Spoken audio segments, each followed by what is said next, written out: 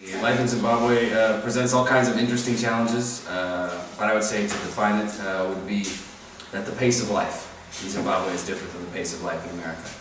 We have an expression locally that called hurry up and wait, and that sort of defines a lot of what it's like here. You hurry up to get somewhere, and then you wait in lines or at the border or at the shopping store waiting for the supplies to come in. And I think that's a lot of what life is like. It presents challenges, but I think basically it's the same, that people get on with their lives, people work toward getting a school and getting jobs and ministering at churches in much the same way that they do in America.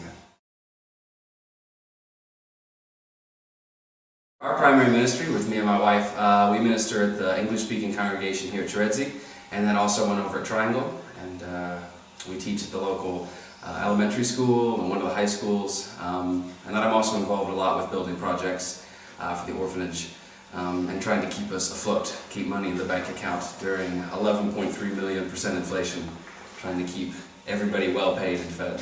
One of the recent challenges is pay has to be in cash, so our old system is no longer good, so we're trying to make a new plan for the next couple months. But we pray that right now, as this is being filmed, that talks are going on between the government parties that are going to make things easier in the months ahead.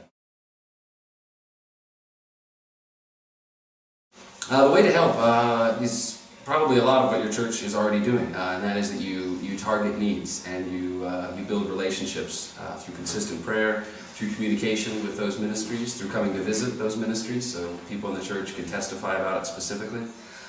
Whether it's supporting a specific orphan or finding a preacher to support specifically, to come over and to visit and to minister in his area.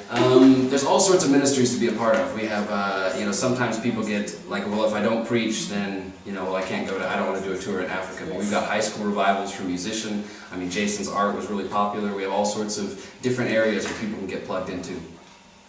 So we would encourage people to find specific ministries to build relationships with and invest in.